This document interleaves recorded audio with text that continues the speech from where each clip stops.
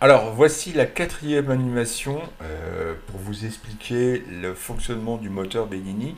Je vous rappelle que j'en ai fait trois autres, un, 2 et 3, qui permettent de simplifier et de voir plus en détail l'approche de Bellini. Là, je vais,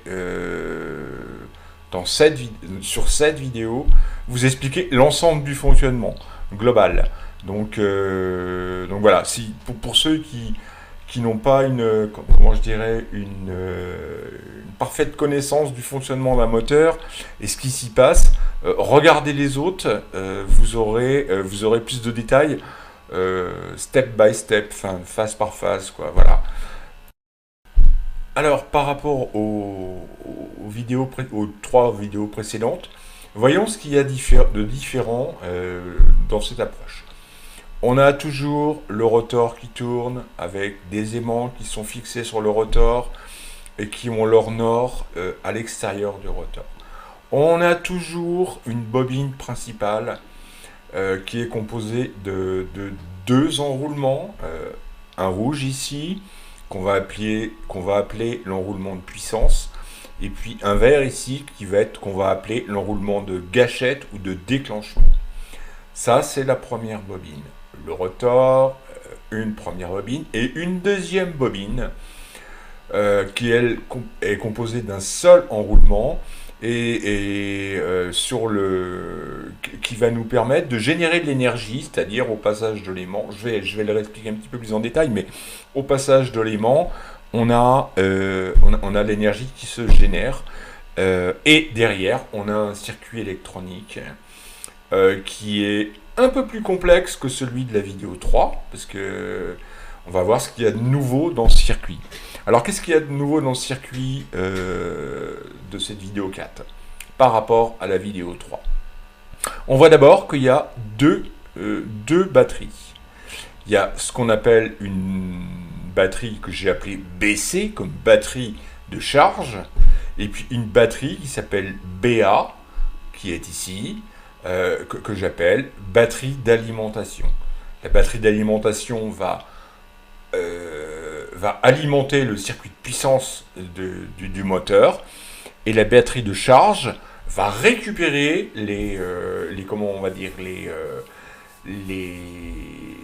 ce que le moteur génère en énergie à certains instants bien précis qui vont permettre de générer un système global qui a ce qu'on appelle une COP, coefficient de performance, une COP supérieure à 1, qui est de l'ordre de 1,25 sur les protos de Bellini. Donc voilà, donc deux batteries différentes, une batterie de charge, une batterie d'alimentation. On retrouve un condensateur. Pour ceux qui auront regardé la vidéo 3, on a vu qu'il n'y avait pas le condensateur parce que je l'ai expliqué dans la vidéo. L'effet condensateur est expliqué dans la vidéo 2. Donc un condensateur ici, batterie de charge, condensateur. Ici on retrouve toujours notre transistor T1 qui lui permet de switcher, comment on va dire, d'allumer ou d'arrêter le circuit. La gâchette, je veux dire, c'est ce qui génère c'est ce qui déclenche des choses en fait. On retrouve ici notre résistance R1 qu'on retrouvait dans la vidéo précédente. Simplement, il y a une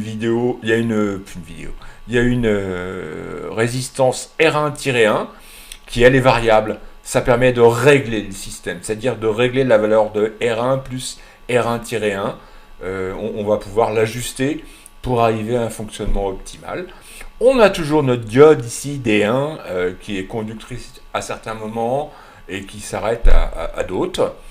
Et ce qu'on va retrouver en plus dans ce circuit, c'est une diode D2 qui est ici branchée sur la batterie de charge. On va voir pourquoi. Et puis on retrouve ici un switch alors qui peut être mécanique, qui peut être électronique, peu importe, c'est simplement, on va voir le fonctionnement après de l'ensemble, et à quoi sert ce switch, et comment ça se passe. Alors, je vais essayer de reprendre un petit peu le fonctionnement global du truc, pour ceux qui ne veulent voir que cette vidéo, qui résume l'ensemble, comment ça se passe. Donc voilà, on a un rotor qui tourne, qui passe, qui donc constitué d'aimants sur ce rotor, et qui passe devant une bobine et un noyau de fer doux dans la bobine. J'arrête l'anime là. Hop, ben non, ouais, il faut que je fasse ça, voilà. Là, je vais l'arrêter, tac, je l'arrête, et je retourne. Je reviens en arrière, donc, encore une fois, voilà. Donc, qu'est-ce qu'on a? On a notre rotor qui tourne, avec des aimants orientés nord vers l'extérieur. On a, donc, ça c'est le rotor. On a au niveau du stator, le stator est constitué de deux bobines, une bobine principale à 2 enroulements, et une bobine ici, que je vais appeler secondaire, mais elle n'est pas vraiment secondaire, mais parce que c'est la même que la première, sauf qu'elle n'a pas 2 enroulements, elle a un seul enroulement, qui est capable de générer de la puissance, de générer du courant, de la tension, à un instant T. On va voir ce qu'on peut faire de cette puissance disponible. Hop, j'ai rallumé l'anime. On va voir ce qu'elle peut faire, ce qu'on peut en faire de cette puissance, hein, de ce courant et cette tension. Ça fait une puissance. Donc, le rotor tourne, passe, la bobine principale, et l'autre aussi d'ailleurs, hein, sont constitués évidemment d'enroulements, un fil de cuivre sur une bobine, et en son centre, on peut voir qu'il y a des petites barres noires là. Ces barres noires symbolisent un ensemble de fer doux. Bon, là, en l'occurrence, dans la construction du Bedini, ce sont des baguettes de soudure. Les baguettes de soudure, c'est du fer doux. Le fer doux ayant la propriété de se magnétiser plus vite que le fer normal, hein, voilà, c'est pour fer doux. Donc là, on peut voir ici que le centre est constitué de baguettes de fer doux. Alors qu'est-ce qui se passe? Ça, c'est le premier effet qui se coule du moteur Bedini, c'est que l'aimant, je retourne en arrière, l'aimant, voilà, si on revient là, hop là, voilà, l'aimant, on peut voir qu'il est attiré. Il est nord ici, il y a une masse de fer ici, donc évidemment, comme toujours, un aimant est attiré par une masse de ferraille, de fer, d'où de qui plus est, qui va permettre de se magnétiser plus vite. Donc on peut voir que l'aimant se rapproche du fer doux, voilà, je stoppe, et ce qu'on peut voir, c'est ce faisant, l'aimant se rapprochant du noyau de fer doux, la vitesse de l'aimant devant la bobine provoque une tension ici qu'on va appeler MC. Une tension, c'est normal, hein, à chaque fois qu'une bobine passe devant un aimant passe devant une bobine, il y a une tension qui est générée parce qu'il y a un mouvement. On peut voir aussi que cette bobine est double, c'est-à-dire qu'elle est constituée de 2 bobines. C'est-à-dire que en fait, les fils sont torsadés. Hein. Le fil 1 tourne autour du fil 2, enfin, ou avec, ou ensemble, comme on veut. Et il y a donc une deuxième bobine qu'on va appeler RC. Cette bobine RC, c'est ce qu'on va appeler la bobine de déclenchement, c'est-à-dire qui va permettre d'agir sur le transistor pour provoquer des choses dans le circuit. Là, on peut voir que les tensions sont vers le bas, donc ça veut dire que le plus est en bas, le moins est en haut. C'est lié au sens d'enroulement des bobines et à la vitesse de rotation de l'aimant devant la bobine et son sens de rotation. Imaginons que ça tourne dans l'autre sens, on aurait l'inverse, hein, tout simplement. Donc, qu'est-ce qu'on peut voir? On peut voir que au niveau de la gâchette c'est ce qui va permettre de stimuler le circuit à certains moments. Là, il ne se passe rien. Pourquoi? Parce que tout simplement, le courant qu'on voit ici, là, qui est généré par la bobine, par là, rentre dans la diode dans le sens passant, c'est-à-dire que c'est un court-circuit, ça court-circuite le courant, on passe dans la résistance et la résistance variable, puis on revient. Ça ne provoque absolument rien au niveau de la gâchette du transistor, parce que il n'y a pas de tension, tout simplement, c'est un court-circuit. On est au regard d'un court-circuit. Ici, on a devant le transistor en parallèle entre le récepteur et l'émetteur, on a un composant que j'ai appelé Hélène. Hélène, c'est une lampe néon. Alors, une lampe néon, sa caractéristique, c'est elle déclenche à 100 volts. C'est-à-dire que pour s'allumer, il va falloir 100 volts. En deçà de 100 volts, elle ne s'allume pas, elle ne conduit pas, et tout d'un coup, pop, à sa tension de déclenchement, 100 volts, lampe néon, elle va être conductrice, donc elle va s'allumer.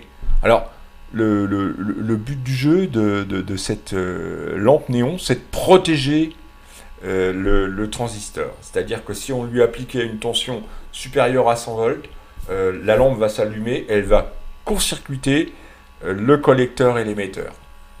On va le mettre en court-circuit. C'est-à-dire qu'on va protéger le transistor. Donc voilà, donc là on est sur le début du cycle, bon, voir vidéo 1 et 2 pour plus de détails. Donc là, le transistor n'est pas déclenché du tout, parce que la diode D1 est en court-circuit, elle conduit, donc on a un courant qui traverse l'ensemble, et aucune tension n'est appliquée à la gâchette du transistor. Je continue. Hop là, voilà, ça avance, hop, j'arrive à un point neutre. Le point neutre, c'est le moment où l'aimant est en alignement direct sur la bobine et sur le noyau de fer doux. À ce moment-là, plus rien ne se passe. C'est-à-dire que on est en perpendiculaire du noyau de fer doux. C'est un instant T, parce qu'après le mouvement va continuer, donc il va se passer autre chose. Mais à cet instant-là, rien ne se passe. Le circuit est éteint, globalement. La diode D1 ne conduit plus. Il n'y a plus de tensions qui sont générées par les deux bobines. On est en stand-by. Simplement, le système est en mouvement parce qu'il a une vitesse.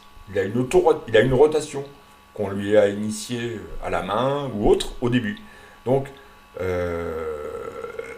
ça va continuer parce que comme l'ensemble a une rotation, le rotor a une rotation lancée d'une manière arbitraire, ça va continuer. Mais là, en l'occurrence, si on regarde ce step, ce moment, il ne se passe plus rien. On va passer au step suivant. Au step suivant, voilà, on y est. Hop là. Qu'est-ce qui se passe? Alors là, il se passe beaucoup de choses. Beaucoup de choses par rapport à ce que je vous ai montré avant. Ce que je vous ai montré avant, c'est la gâchette. La tension s'est inversée au niveau de la bobine de gâchette, c'est-à-dire qu'on est devenu positif, qu'il y a un courant. Alors donc le plus est en haut ici et le moins ici, là. Et donc ça veut dire qu'on a un courant qui se génère, qui passe dans les résistances. Donc courant passant dans une résistance, ça fait une différence de potentiel. Et donc on va être capable d'activer, la gâchette du transistor. Alors qu'avant, on a vu qu'il y avait un courant qui passait, mais dans l'autre sens, où la diode D1 était en court-circuit, et il ne se passait rien. Là, la diode D1 n'est plus en court-circuit parce que la tension va vers la diode, vers la tête de la diode. Et donc le courant ne passe pas. Ça, c'est une diode, c'est un switch, ça passe pas. Et donc là, le courant passe dans le transistor, déclenche le transistor, évidemment il revient au niveau de la gâchette, mais il provoque aussi la circulation du courant dans la bobine principale qui est ici. C'est-à-dire que le courant, alors ce courant est généré par la batterie de charge, la batterie d'alimentation. Pardon, pas la batterie de charge, la batterie d'alimentation. Donc on a le plus ici, le courant part, va vers la bobine, traverse la bobine, revient, et comme le transistor, sa gâchette elle est ouverte, il est passant, le courant passe, traverse le transistor et revient à la bobine, au moins de la bobine. Donc ça, alors qu'avant on ne l'avait pas, juste, je reviens, juste là, on avait la gâchette qui avait un courant qui circulait par la diode, via la diode, mais on n'avait pas de courant qui circulait dans la bobine principale, MC, parce que le transistor n'est pas passant, tout simplement. Donc je reviens, hop là, voilà, le transistor est passant, on voit que hop, non, je reviens à 1, voilà, non, c'est là. Ah, c'est pas simple les animations, voilà, c'est là. Il faut les bloquer. Donc là, on voit que le courant traverse la bobine principale, le courant de la batterie d'alimentation. Alors oui, j'ai oublié de vous dire, maintenant les batteries sont plus 9 volts comme sur les animes précédentes. Là, ce sont des batteries de 12 volts au plomb et ainsi de suite. C'est important au plomb. Donc là, on a un courant qui est généré par la bobine, non, un courant qui est généré par la batterie, qui traverse la bobine principale, parce que la bobine de gâchette est conductrice, c'est-à-dire que le courant s'est inversé, et a déclenché le transistor. Voilà, donc là, on a ça qui se passe, ça passe comme ça, hop, hop, hop, hop, hop, parce que ici, c'est comme ça. Voilà, tac, tac, tac. La bobine est, la diode D1, on l'attaque en sens inverse, donc elle n'est pas passante, donc le courant passe dans le transistor, parce qu'il y a une tension qui est générée, une tension de déclenchement, une tension de gâchette. Dans la vidéo 2, on a vu qu'il y avait un effet, si on mettait, dans la vidéo 2, c'était un circuit très simple, dans lequel il y avait juste un condensateur et une diode. Là, c'est plus complexe, hein, mais avant, c'était plus simple. Il y avait une diode qui permettait le passage dans un sens ou dans un autre, et pas dans un autre, et puis un condensateur. Là, on retrouve ce condensateur ici, qui s'appelle C1. Quand le courant qui arrive au transistor traverse le transistor, il y a une partie du courant qui est déviée, qui passe dans la diode D2, parce qu'elle est passante, on est dans le sens passant de la diode, et qui va effectivement charger ce condensateur. C1. Et là, on va retrouver cet effet d'impulsion qui est expliqué dans la vidéo 2, où à un instant très, très petit, très court, on va capter une énergie qui est émise par quelque chose. Donc là, en l'occurrence, c'est émis et à la fois par la batterie et à la fois par la bobine. Enfin, c'est un cumul des deux. Donc là, on voit bien, ça c'est le schéma bleu, que la batterie BC, enfin le condensateur C1 est chargé via la batterie via le condensateur C1, pardon, et le courant se passe, bon voilà, il revient là, on est sur un moins, donc hop là, et ça tourne. Donc là, on revient sur la vidéo, je me répète, on revient sur la vidéo 2, où on capte à un instant T la charge d'un condensateur ultra rapide, parce qu'une charge de condensateur, c'est ultra rapide. Je continue mon explication. Alors, je reprends mon explication. On peut voir que sur la bobine, elle est orientée nord vers le haut, donc en opposition au nord de l'aimant. On a vu dans la vidéo précédente que en fait, quand l'aimant s'approche, il magnétise le fer doux, le centre en fer doux. Et magnétisant ce centre en fer doux, en principe, il apparaît un sud en tête d'aimant s'il n'y a pas de courant dans la bobine. Mais là, comme il y a un courant, ce courant provoque une magnétisation du fer doux d'une autre manière. C'est-à-dire que c'est plus l'approche de l'aimant N nord qui va provoquer la magnétisation de cet élément de fer doux.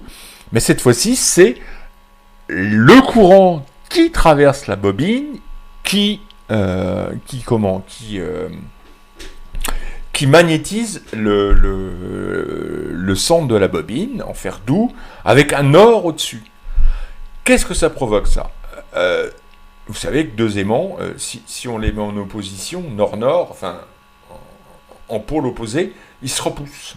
Et bien c'est exactement ce qui se passe. C'est-à-dire que là, on a magnétisé la bobine est magnétisée fer doux, nord en haut, donc parce que le courant de la bobine d'alimentation circule, repousse l'aimant du rotor. Parce que ce sont deux nord qui sont l'un par rapport à l'autre, et logiquement, l'un repousse l'autre. L'autre repousse l'un. Enfin, les deux se repoussent. C'est quoi comme effet, ça?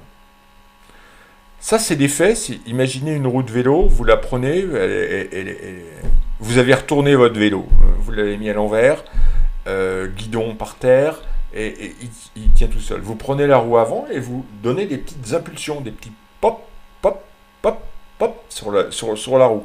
Elle va tourner, évidemment, parce que vous donnez des petites impulsions en la touchant et la faisant tourner. Et bien là, c'est exactement pareil. On a exactement cet effet. C'est-à-dire que les nord étant en répulsion, c'est une impulsion de la bobine et vers le rotor. On repousse l'aimant du rotor. Donc là, on conjugue deux effets qui sont expliqués avant. Hein. Pour plus de détails, retournez sur les autres vidéos. Mais premier effet qui se coule, c'est les nord se repoussent, j'ai une impulsion, comme si je tapais sur une roue de vélo et je la faisais tourner d'une manière continuelle, en faisant des pop, pop, pop. Et deuxième effet qui se coule, j'ai récupéré dans C1 ici une charge d'un condensateur rapide pour s'en servir après. Donc voilà, premier effet, les aimants se repoussent parce que la bobine est alimentée et parce que donc elle s'oriente différemment. Là, on met out toutes les lois Maxwell, machin et compagnie sur le courant dans un moteur parce que on se sert de moments où on inverse des choses et les choses ne se passent pas dans un moteur en principe quand l'aimant s'éloigne de la bobine tel qu'il devrait être, la bobine devrait être sud parce qu'elle a été magnétisée par l'aimant, le noyau a été magnétisé par l'aimant et elle devrait s'attirer. Ce qu'on va voir après d'ailleurs, hein, je continue. Hop, donc hop, là je vois que sur la bobine, j'ai poussé un petit peu plus loin la ligne, hein. Je vois que la bobine cette fois-ci se comporte différemment. Pourquoi? Parce que, le courant de gâchette, il est revenu à zéro, parce que la tension est minime. Et la tension RC ici, la VLT, elle est toute petite, elle est minuscule. Donc elle n'est plus capable d'enclencher la circulation du transistor,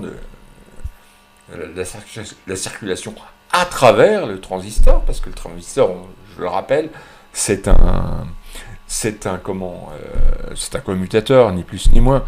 Donc là, comme on l'a arrêté, comme il n'y a plus de RC ici, la gâchette n'est plus activée, le transistor ne fait plus circuler le courant de la batterie d'alimentation qu'on avait en vert avant. Voilà, c'est maintenant terminé. Donc, je vous rappelle qu'avant, on a eu une impulsion qui poussait une impulsion sur la bobine par la magnétisation avec deux aimants qui étaient en contraire c'est-à-dire nord-nord ou sud-sud, peu importe, hein, ça dépend comment on fait tourner les choses, mais là en l'occurrence c'est nord-nord, euh, on avait l'impulsion d'une main qui lance la bobine, hein. C'est exactement pareil. Là, le courant ne circule plus. Donc on n'a plus cette magnétisation du noyau. Donc là, le noyau est de nouveau magnétisé sud, en haut, comme il est là. Et donc, de nouveau, il y a un frein, hein. Après l'impulsion à la main sur la roue, on a quelque chose qui freine. C'est-à-dire que on est nord-sud, donc deux aimants nord-sud s'attirent et veulent se coller ensemble. Donc là, on a un frein sur le rotor. Ça, c'est ce qui se passe au niveau de la bobine. Au niveau du transistor, alors non, avant de parler du transistor, je vais parler de ce qui se passe sur la bobine. Avant, la bobine était magnétisée à l'inverse, c'est-à-dire qu'elle était nord en haut, sud en bas. Le fait de couper le courant provoque une chute brutale de la magnétisation. Mais quand je dis brutale, c'est brutal, c'est-à-dire que ça s'effondre, c'est un effondrement. Le fait de s'effondrer, quand une bobine, parce qu'une bobine, ça a un côté condensateur, c'est-à-dire que ça capte de l'énergie. Si on inverse les tensions, cette énergie, il faut qu'elle passe quelque part. L'énergie magnétique, l'énergie dans les spires, tout ça, il faut que ça passe quelque part. Donc là, ce qui se passe, c'est que quand on effondre brutalement un courant dans la bobine, comme il était auparavant, donc là, comme il n'est plus, évidemment, dans l'animation, la bobine génère une surtension importante pendant quelques microsecondes, mais elle est de plusieurs centaines de volts. Ça, c'est une surtension, on va appeler ça un pain, un pain de tension qui est généré par la bobine parce qu'on a tout inversé les courants et que donc tout s'effondre en elle et qu'il faut qu'elle se rééquilibre.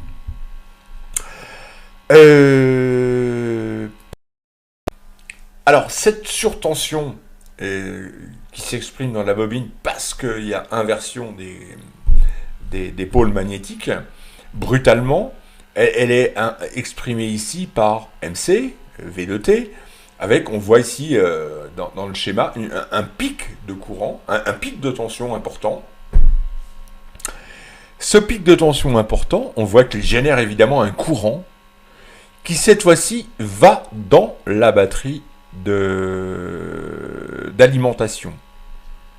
C'est le deuxième effet Bedini. C'est-à-dire que quand ce pic de courant se produit, vous savez, une batterie, c'est des circulations d'électrons sur deux plaques de plomb dans un liquide et qui donc, ces circulations d'électrons vont du moins vers le plus, toujours. Là, ce qui se passe, c'est le fait d'amener un pic de tension, ça va freiner les déplacements des électrons du moins vers le plus. Donc, qui dit freiner le déplacement des électrons, dit, comment vais-je dire, dit amenuiser, diminuer l'effet de décharge de la batterie. C'est-à-dire qu'il y a un instant T dans la batterie, quelque chose qui s'inverse et qui provoque un frein de la circulation des électrons, d'un pôle vers l'autre, de la cathode vers l'anode, enfin bon, voilà. Et ça, c'est le deuxième effet Bedini. Donc, premier effet Bedini, les aimants s'approchent, ça donne une rotation au rotor. L'aimant s'approche du noyau de fer doux. Le fer doux s'inverse parce que le transistor T1 est conducteur. Le courant s'inverse, c'est ce qu'on a vu avant. Le courant s'inversant, ça crée un nord-nord qui s'expulse. Le fait d'arrêter brutalement le courant dans T1 provoque une surtension, un pic à la microseconde, sur un temps donc très très court, un pic de tension qui vient inverser la circulation des électrons dans la bobine. Ça, c'est le deuxième effet qui se coule de Bedini.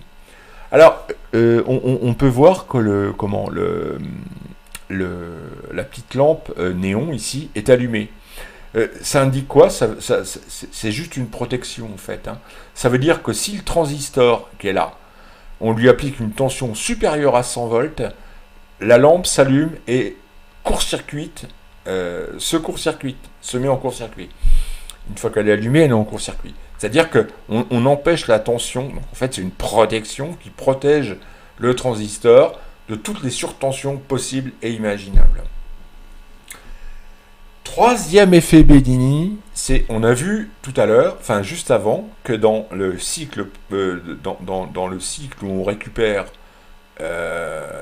où on a inversé, je retourne, hop, je retourne, non ça veut pas, pourquoi ça veut pas? Ah bah oui, je suis pas coché dessus, voilà, je retourne ici, je retourne là, voilà. On a vu que quand le transistor était passant, provoquait un courant de la batterie dans la bobine, une partie de ce courant, alors une partie revient vers la bobine, et ça tourne, hop là, et rentre dans la batterie. Et on a vu qu'une partie de ce courant partait aussi vers une charge de condensateur ici. Dans C1, on charge. Je continue, je me remets. Voilà. Donc là, qu'est-ce qui se passe? On a eu l'impulsion qui a rechargé la batterie d'alimentation. On a vu qu'il y avait un effet pulsion à la main, enfin, comme sur une roue de vélo, par l'effet des deux aimants qui sont en répulsion. Nord-nord, hop, répulsion. On a vu qu'il y avait un effet de la lampe néon qui empêchait le condensateur de transistor de griller au-delà de 100 volts. Maintenant, qu'est-ce qu'on voit? On se souvient qu'au préalable, dans C1, on a récupéré une tension dans le cycle juste avant, là, hein, quand tout le monde était passant. C1 s'était chargé. Ici, on va mettre un switch. Un switch, c'est un interrupteur, hein, qu'on va actionner de différentes manières. Soit ça peut être un switch mécanique qui va tourner, c'est-à-dire sur le rotor du moteur, on va avoir des balais, des aimants, pas des aimants, des balais, et puis des phases conductrices sur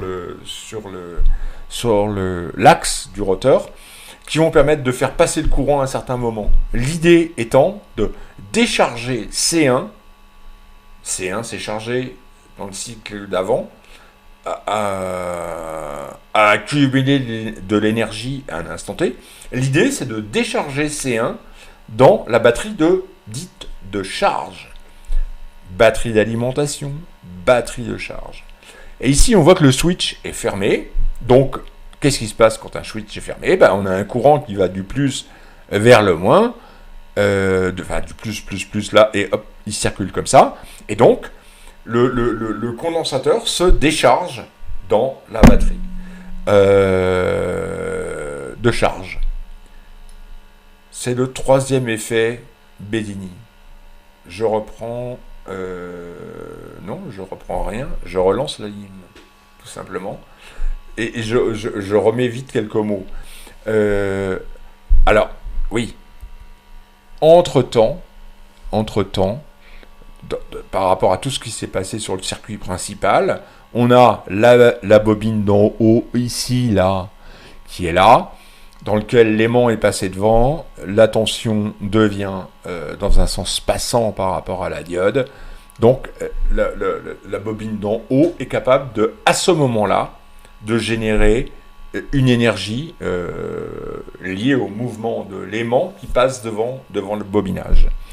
C'est un quatrième effet. Alors voilà, je relance la ligne complète.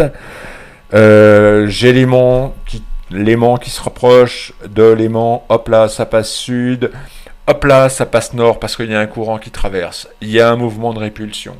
La gâchette a été allumée.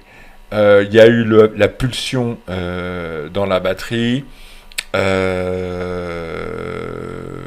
voilà, je ne vais pas tout refaire. Hein.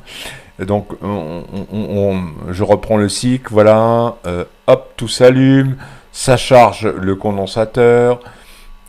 Ensuite, il y a l'impulsion d'effondrement. Ensuite, là, on vient charger le condensateur. Et vous avez tout le cycle du moteur Bedini. Alors, si je résume en 3 mots, Bedini, c'est l'opportunité de profiter de l'attraction d'un aimant vers une masse de ferraille, fer doux. Ça, c'est le premier point. Deuxième point, c'est l'opportunité d'inverser la magnétisation du fer doux par un passage de courant à un moment où où la bobine et l'aimant peuvent être en répulsion, c'est-à-dire qu'on vient donner le petit coup là, qui accélère le truc. Troisième point Bedini, on récupère la charge de l'effondrement ou l'écroulement de la magnétisation dans la bobine. Et le quatrième point, c'est de récupérer un petit moment de charge très court dans un condensateur, qui permet de décharger dans une batterie de charge. Voilà les quatre points que Bedini exploite d'une manière sioux, intelligente, je dirais, et qui le fait dire que son moteur est à faible traînée. Pourquoi à faible traînée? Parce que un moteur traditionnel, on a les forces de Lorentz, de Lenz qui se mettent en place et qui font qu'il y a des moments de frein et ainsi de suite importants. Lui dit que son moteur est à faible traînée parce qu'à aucun moment les forces de Lorentz s'expriment. Elles sont tout de suite contrecarrées par des moments particuliers de fonctionnement qui font qu'elles n'existent pas. Donc voilà. Je vois pas quoi dire de plus. À bientôt.